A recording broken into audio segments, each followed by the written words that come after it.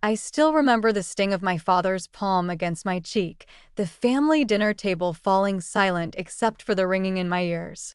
My college acceptance letter lay torn in pieces between us, confetti for a celebration that would never happen. "You think some art school is going to make something of you?" Dad's voice was low, dangerous.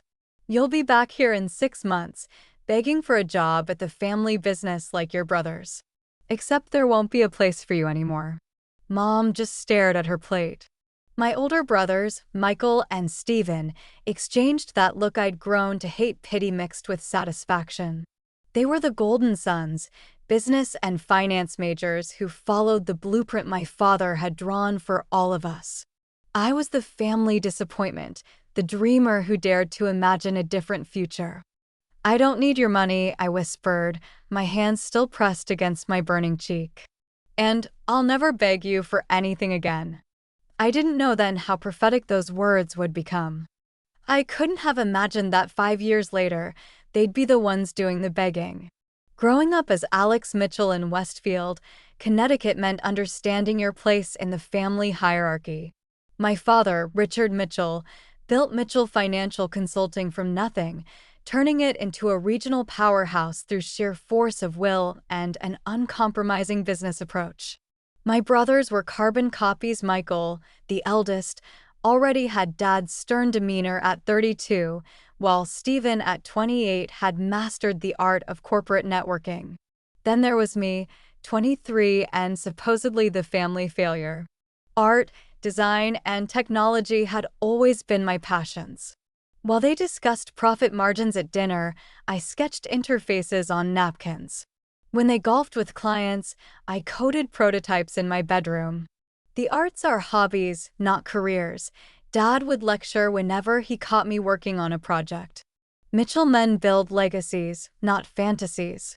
The summer after my high school graduation, Dad had orchestrated my future without consultation: a business internship at his firm, followed by economics at his alma mater. When I received the scholarship to Rhode Island School of Design instead, I knew there would be consequences. I just didn't expect complete excommunication. "You choose this path, you're on your own," he'd said that night at dinner. "No tuition, no support, no coming back when you fail." Mom, always the peacekeeper, tried to intervene. "Richard, he's just throwing away everything I built for this family," Dad cut her off. "Let him learn the hard way." I moved out that night, taking only what would fit in my beaten-up Honda Civic. The family portrait on my nightstand stayed behind, face down on the desk. College was a brutal education in more ways than one. While my classmates ordered takeout and called home for extra cash, I worked 2 jobs: barista by morning, campus tech support by night, sleeping 4 hours between shifts and classes. My apartment was a converted storage space above a laundromat, the constant rumble of dryers my lullaby. During my sophomore year, my grandmother died. I found out through a cousin's Facebook post. When I showed up at the funeral, my family acted as if I were a distant acquaintance. Dad shook my hand formally, Mom hugged me with restraint, and my brothers nodded from across the room. "How's the drawing going?" Michael asked during the reception, the mockery thinly veiled as interest. "It's design, not drawing," I corrected. "And it's going well." "That's nice," Stephen chimed in. "Dad just made Michael partner. I'm next in line. The family business is booming. We're opening offices in Boston and New York." Their update was meant to wound, to show me what I was missing. That night, alone in my tiny apartment, I almost broke. Almost called Dad to say he was right. Almost gave up. Instead, I channeled that pain into work. My senior project, a revolutionary user interface design that adapted to individual user behavior, caught the attention of a venture capitalist visiting our final showcase. When he offered me seed funding on the spot, my classmates cheered. My family wasn't there to see it. "Your family couldn't make it?" the investor, David Ramirez, asked as we exchanged information. "They're not really in the picture," I explained, the familiar ache dulled by repetition. "Their loss," he shrugged. "This technology is going to change everything." The first year of my startup, Adapt UI, was a lesson in endurance. David's funding helped secure a small office in Providence, but every decision, every hurdle fell squarely on my shoulders. When our first major client threatened to pull out over timeline concerns, I worked 72 hours straight, perfecting the implementation. When a competing product launched with features suspiciously similar to our prototype, I pivoted our design overnight. 3 developers quit when I couldn't make payroll during month 7. I sold my car to cover their final checks. This is what happens when artists play businessman. My father's voice echoed in my head during those darkest moments. Then came the breakthrough. An established tech company in San Francisco implemented our interface in their flagship product. User engagement skyrocketed. Their competitors noticed. Suddenly, Adapt UI wasn't just surviving, it was being courted by the biggest names in tech. When Apple's innovation team reached out about acquisition talks, I knew I'd reached a crossroads. Standing in our now bustling office of 30 employees, I made the decision that would redefine everything. We're not selling, I announced to my stunned team. We're expanding. This is just the beginning. That night, I ignored 3 calls from David, who was understandably eager to cash out. When I finally answered, my voice didn't waver. I didn't start this company to sell it off, I told him. I started it to build something lasting. Something that would prove my worth. The admission cost me, but it felt necessary. I need to see this through. After a long silence, David sighed. Then let's see it through together. But you're walking away from life-changing money, Alex. I hope you know what you're doing. I didn't, not entirely. But I knew what I wasn't doing. Taking the easy way out. My first memory of disappointing my father came early. I was 7, and he'd enrolled me in Little League without asking if I wanted to play. When I dropped an easy catch during the first game, costing our team the win, he didn't speak to me the entire drive home. That silent car ride lasted 15 minutes, but imprinted on me forever. Mitchell men don't fail, he finally said as we pulled into the driveway. And they certainly don't embarrass the family name. My brothers excelled at sports, at academics, at the performative masculinity Dad valued above all else. I tried, God knows I tried to fit the mold. But every attempt felt like wearing someone else's skin, tight and suffocating. When I was 12, Mom found me coding a simple game on an old computer in the basement. Instead of shutting it down, she watched over my shoulder, asking questions about how it worked. For one afternoon, I felt seen. You have a special mind, Alex, she whispered, glancing nervously toward the stairs. Different isn't wrong. But that moment of validation was rare and fleeting. By high school, even Mom had surrendered to Dad's vision. When I won a statewide design competition junior year, the certificate was tucked away in my desk drawer while Michael's third-place tennis trophy occupied prime real estate in the living room cabinet. These memories resurfaced as I stood on the balcony of my San Francisco apartment 3 years into Adapt UI's journey. The company had just been valued at $50 million in our Series B funding round. The view of the Bay Bridge illuminated against the night sky should have brought contentment, but instead, it highlighted the empty space beside me. Success without witnesses sometimes felt like failure in disguise. I scrolled through my phone to Mom's number. For years since we'd spoken. 3 birthdays missed. Countless milestones uncelebrated. My thumb hovered over the call button before I locked the screen and turned away from the view. Some wounds were still too raw to reopen. The email arrived on a Tuesday morning, its subject line innocuous, Technology Integration Consultation Request. The sender, however, made my coffee go cold in my hand, Mitchell Financial Consulting. For a moment, I considered marking it as spam. Then curiosity won out. Mr. Mitchell, our firm is seeking consultation on updating our client interface systems. Your company's reputation in this field is unparalleled. Would you be available to discuss a potential collaboration? Regards, Michael Mitchell, CEO. My brother had taken over as CEO. The email made no acknowledgement of our relationship, it was strictly business. And he'd addressed me as Mr. Mitchell, as if I were a stranger. I was still staring at the screen when my office door opened and Eliza walked in. My chief technology officer had been with me since the beginning, one of the few who stayed during the payroll crisis. She'd become the closest thing to family I had now. Earth to Alex, she waved a hand before my face. The Samsung team is waiting in the conference room. When I didn't respond, she glanced at my screen. Her expression hardened. Mitchell Financial? Isn't that my family's company? I turned the laptop toward her. My brother wants to hire us. Eliza knew fragments of my history enough to understand the significance of this moment. She sat on the edge of my desk, her expression thoughtful. What are you going to do? Ignore it, probably. I closed the laptop. We have real clients to worry about. She studied me for a long moment. You know, my grandmother had this saying, success isn't just about proving others wrong, it's about proving yourself right. What does that mean? It means maybe this isn't about them anymore. Maybe it's about showing yourself that you've moved beyond needing their approval. She stood, heading for the door. Just a thought. Now, Samsung? Her words lingered as I followed her to the meeting. Perhaps there was wisdom in confronting the past rather than running from it. Perhaps it was time to close the circle. The Mitchell Financial headquarters hadn't changed, same imposing brick building in downtown Hartford, same heavy wooden doors, same receptionist desk where I'd spent summers filing paperwork as a teenager.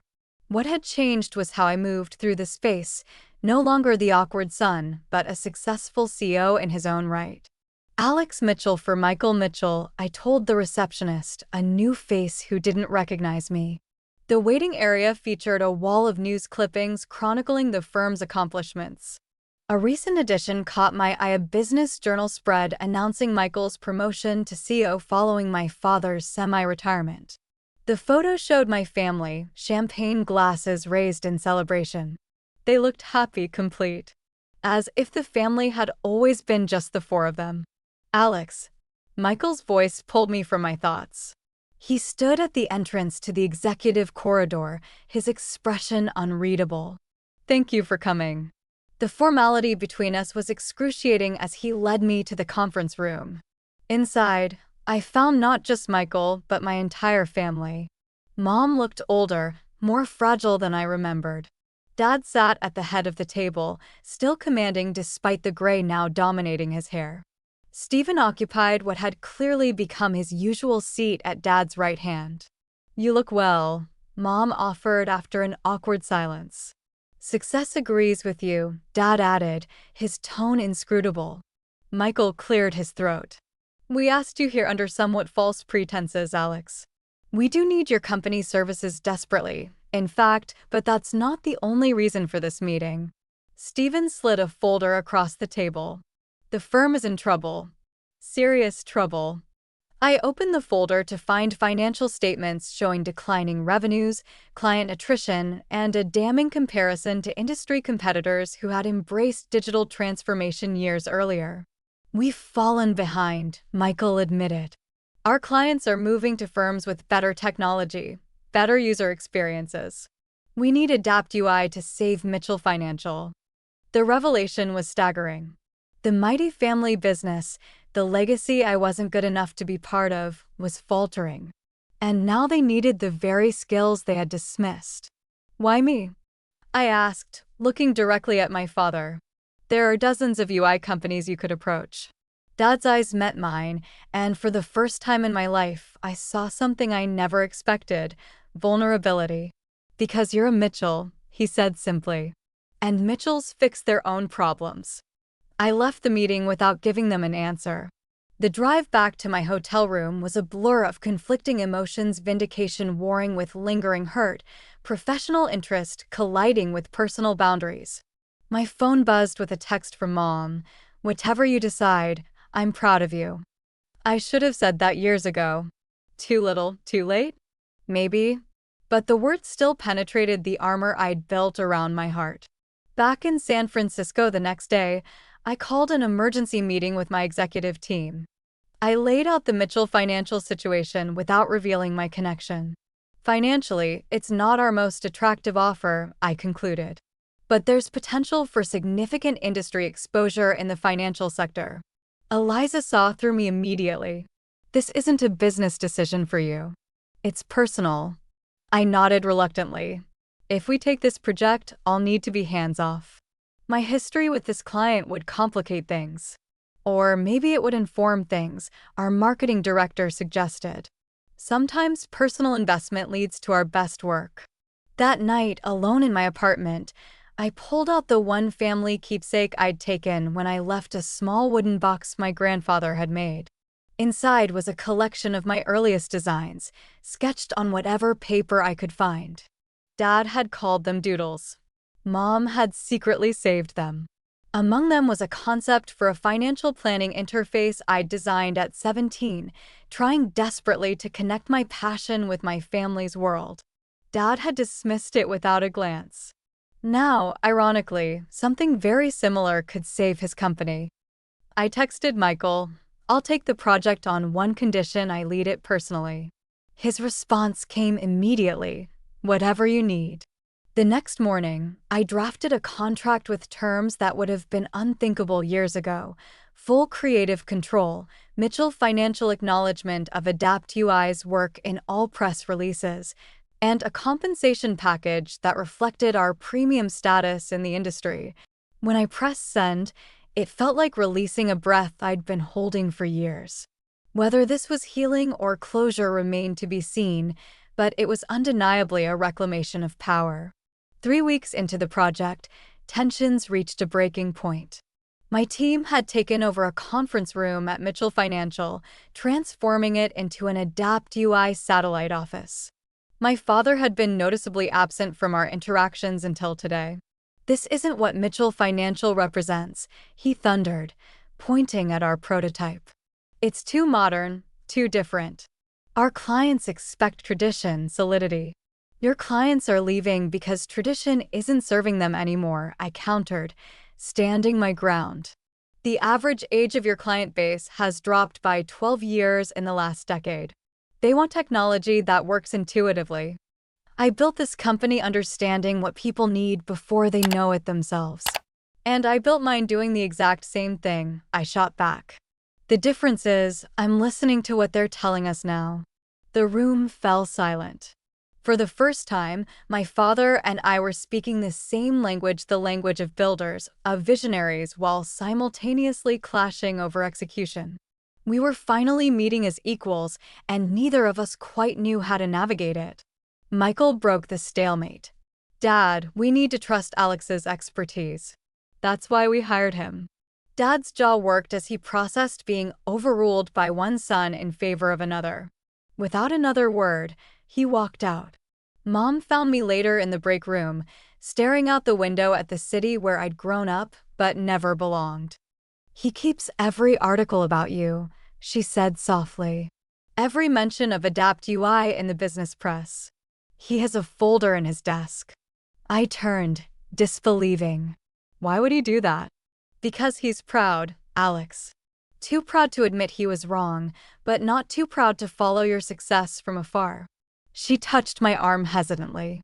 "The night you left, after everyone went to bed, I found him in your room. Just sitting there in the dark." The image was difficult to reconcile with the man I knew. "He made his choice, Mom." "You all did." "Yes," she agreed sadly. "And we've paid for it every day since." This project isn't just about saving the company. It's about trying to save what's left of this family. The launch of Mitchell Financial's new client platform made the front page of the Wall Street Journal's business section. "Financial traditionalist embraces tech revolution," read the headline, accompanied by a photo of Michael and me standing before the dramatically redesigned interface. The article mentioned Adapt UI's meteoric rise and my connection to the Mitchell family, painting it as a prodigal son narrative. It wasn't entirely accurate, but the publicity benefited both companies tremendously. Mitchell Financial's client retention reversed its decline within the first quarter after implementation. The real resolution happened away from journalists and industry analysts. It came in my father's office, the sanctum I'd been barred from in my youth. Now I sat across from him as he studied the final numbers on his tablet. "You built something remarkable," he said finally, setting the device down. "Not just this platform. Your company. Your life." I agreed, neither humble nor boastful, simply acknowledging the truth. "I was wrong about you, Alex. About your path." The admission clearly cost him, each word carefully measured. "I thought there was only one way to succeed. You proved there are many." It wasn't quite an apology, but from Richard Mitchell, it was monumental. I nodded, accepting the closest thing to vindication I was likely to receive. "Mitchell men build legacies," I reminded him, echoing his frequent refrain from my childhood. "I just built mine differently than you expected." A ghost of a smile crossed his face. "Indeed you did." Later that evening, the family gathered at my parents' home for dinner, our first in 5 years. The conversation was sometimes stilted, sometimes surprisingly easy. Old wounds wouldn't heal overnight, but bridges were being constructed across the chasms that had separated us. As we finished dessert, Dad disappeared into his study, returning with a dusty bottle of scotch he reserved for special occasions. "I've been saving this for something important," he explained, pouring 5 glasses. "I think this qualifies." We raised our glasses in a silent toast. Not to success or reconciliation, those words would have been too heavy, too presumptuous for where we stood. Instead, we drank to possibility, to the future versions of ourselves who might navigate this new terrain with greater wisdom than our past selves had shown. 5 years ago, I drove away from this house believing I had to choose between family and authenticity. Today, standing in my childhood driveway with a successful company behind me and a complex but healing family before me, I understand the truth. Sometimes the greatest legacy isn't what you build in the world, but what you rebuild from the ashes of what was broken. And sometimes, those who witness your fall are exactly the ones who need to see you rise.